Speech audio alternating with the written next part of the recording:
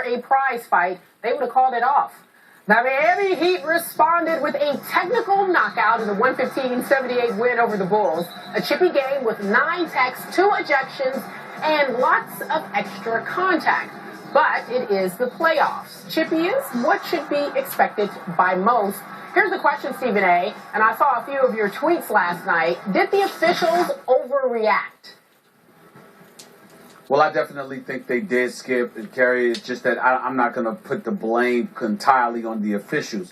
I got to look at the league office as well because they're doing what they're ordered to do in terms of calling the game tightly and doing everything they can to make sure that nothing really gets out of hand. And so as the game escalates and, the Heat go out to a big league, it would be one thing where you're monitoring things closely that way because obviously with such a lopsided contest, emotions can just get out of control, and you've got to keep that in check, and usually that's the time to do it. But while the game was competitive in that first half, there were some calls that were just flat out unnecessary. I looked at a Nate Robinson and the technical, he got issues, wasn't even looking at the ref, was talking to his teammates, was walking away, he gets teed up. Obviously you look at a Taj Gibson or Joakim Noah, they got frustrated. The technicals were warranted, but at the same time it was built off of frustration because so many things were it was just ridiculous how tightly the game was being called, the kind of stuff that was going on. You've got to let these guys play. This is playoff basketball. I understand you don't want fisticuffs taking place. I understand that you don't want that coming off. I get all of that, and I understand it. But this is playoff basketball. And you got to be monitoring, and you got to be careful of really omitting or eradicating passion from the game. Basketball is a passionate sport, and I just feel like the officials were just a bit too wound up. They were just too tight in the slightest little thing. They were overreacting to it. That was just my opinion. I understand, again, you want to prevent things from escalating, but sometimes they contribute to the frustration, which ultimately leads to the escalation because of how they're calling a game. Sometimes you just got to let stuff roll. Joakim Noah and LeBron James get into it. They're not going to throw blows. Let them get in each other's face. Let them talk a little trash. It's okay. This is a heated contest. That's what it's about. I know it gets the fans riled up. It gets us hyped up about watching these guys go up against one another. It's a good thing. You don't want fisticuffs to go up, jump out. I get that. Totally understand it. But at the same time, some of the things that they do, to me, lends itself towards really eradicating the passion from the game. And that worries me, Skip. I wasn't happy about it at all. So, Stephen A., overall, if you had to give the refs a grade for all of last night, what would you give them? A C- or a D. Really? Maybe a D? Yes. Yeah. I think you're overreacting to what you perceive to be their overreaction. I stepped back, and I thought they handled it fairly well under predictably rough circumstances. I would have to give them a B+ as a group, as an officiating crew, because, Stephen A., all their refereeing, all that you're talking about was preventive, because clearly, and it was the only way Miami was going to be able to win this game was to fight fire with physical fire, to come out and fight physicality with your own brand of home roughhouse play, featuring Birdman, who came out as their Miami's enforcer. So the referees knew this, they anticipated it, and again, they just wanted to stop it before it went completely out of control. And I thought they did a really nice job of keeping that game barely in control, because, Stephen A., it could have gone to fisticuffs at any flashpoint moment, and the overreaction you perceived kept it from going to chaos. And really, the harder you look at what happened last night, not much really happened. There's a lot of jabbering, there was a lot of pointing, maybe a little pushing, some hard fouls from Birdman.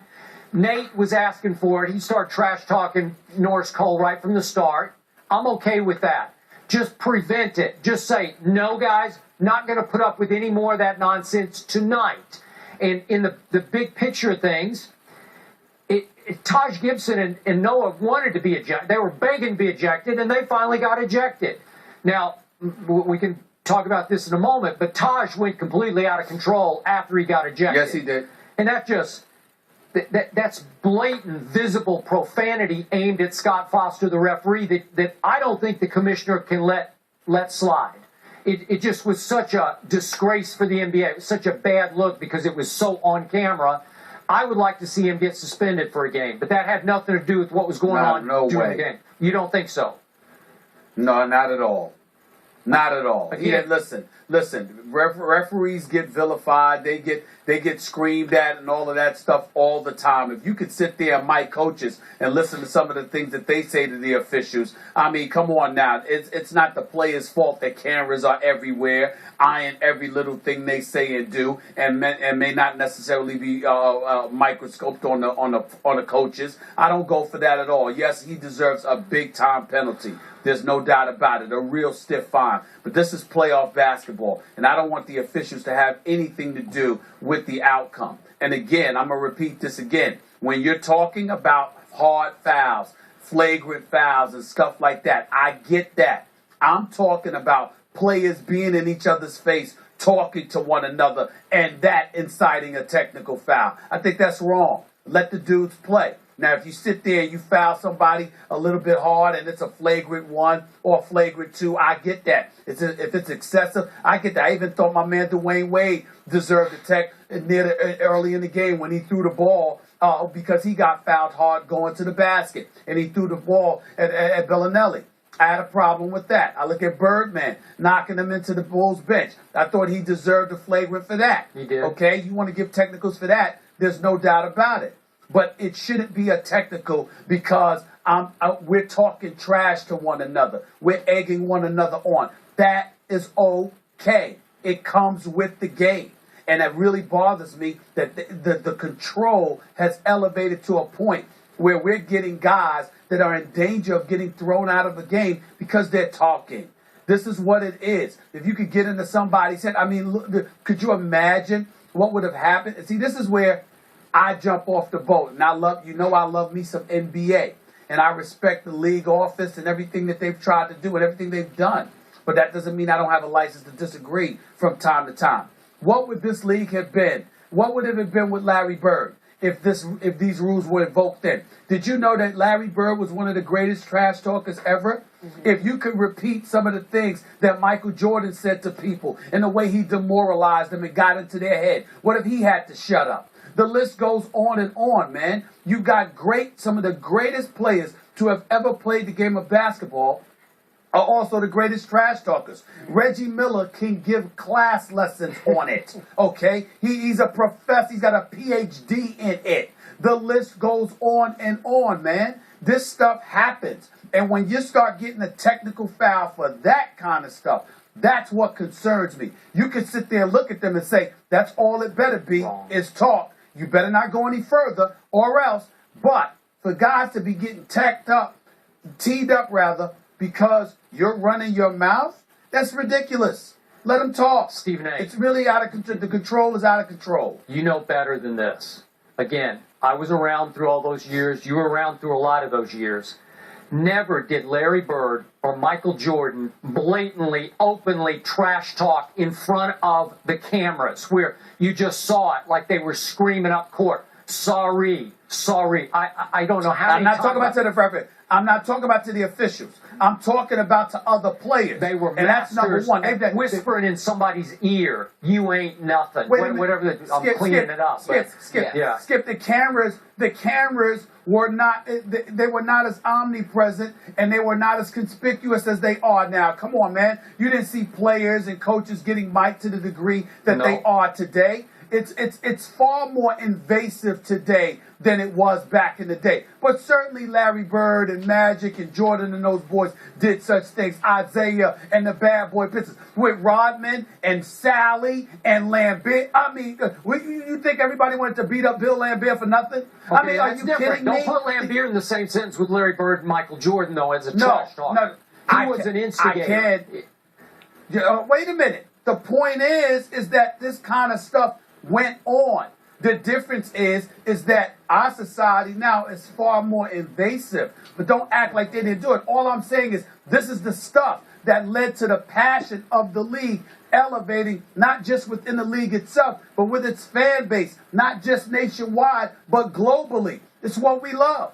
Let them talk. As long as it doesn't escalate beyond that, let them talk. I like seeing the Chicago Bulls talk. I want them to, they got blown out because they ran their mouth. Mm-hmm. And now they've got to respond in game 3. We're hyped by that. Leave them alone. Okay, I know, Stephen A., but it was clear from the start that Miami was on hair trigger to fight physicality with more physicality. Not in our house, not tonight, not in a must-win game 2 for the Miami Heat defending home champions. That's why the refs, I thought, were smart to be ahead of the curve on it and just say, okay, we're going to tech you up early on just to say no. And to their credit, not a single punch was thrown all night. I don't remember. It looked much worse than it actually became. To their credit, Skip, could it be to the league's credit? Could it be that the league needs to give itself some credit from this perspective? Guys, no. You're going to get suspended automatically. It's going to cost you salary. It's going to cost you games. And it's going to cost your team during playoff time. Did it ever occur to anybody that despite all of this talking, that these very players out there are smart enough to refrain from throwing blows? Did it ever occur to anybody?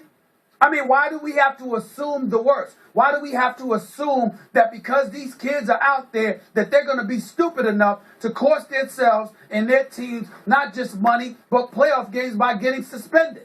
How come you can't give them the benefit of the doubt and assume it's just talking? It's going to be physical. It's the playoffs. Let them play. How come we can't assume that? I don't know. With Birdman, I don't think you assume anything. All right, listen, the last time that there were 9 player Ts, that was back in 1995, 18 years ago. This series definitely emotional. Game 3 is on Friday in Chicago on ESPN, and the Bulls need to win at least one of the 2 home games to stay in the series. Joakim Noah says they basically need to keep their cool and play their game.